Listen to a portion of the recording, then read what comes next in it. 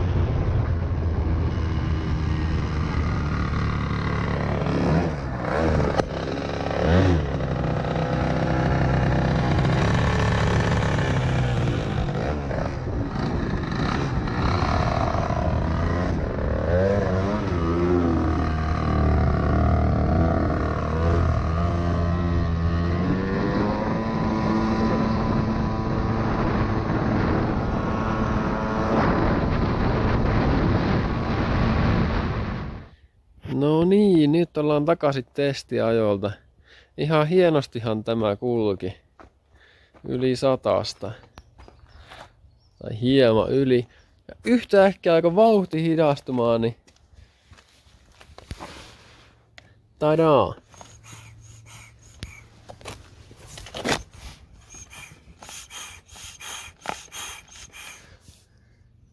Sieltä meni venttiili.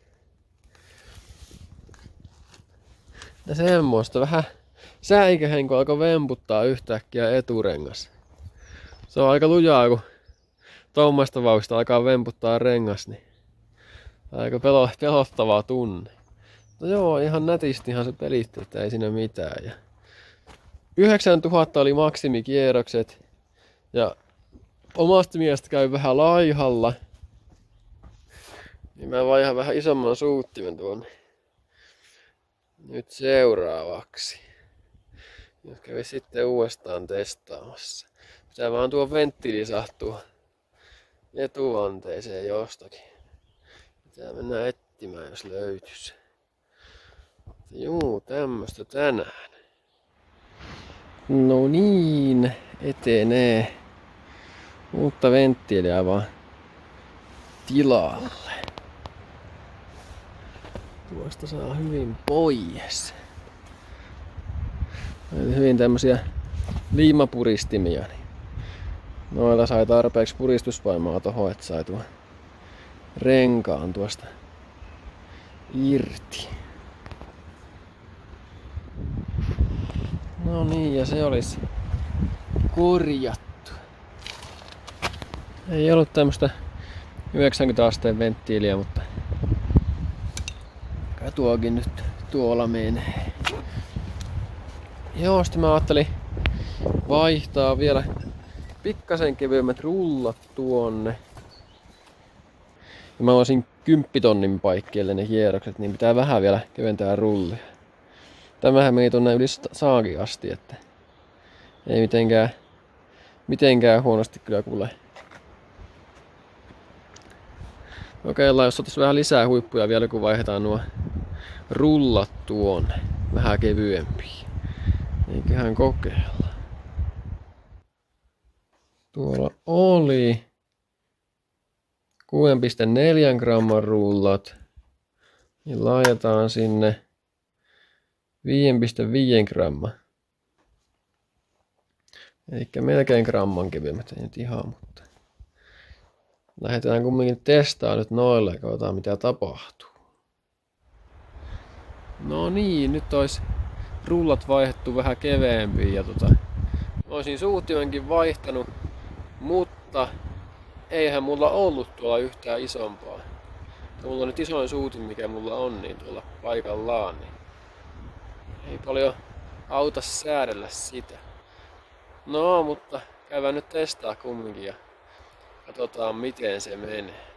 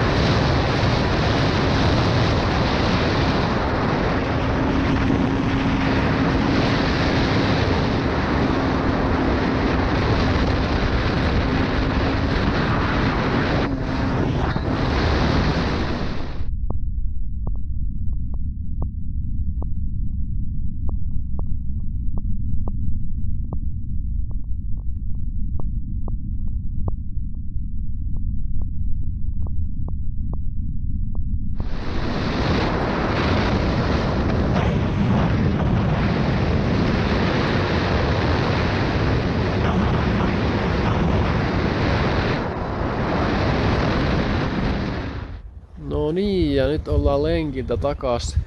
Ihan hyvinhän se pelitti.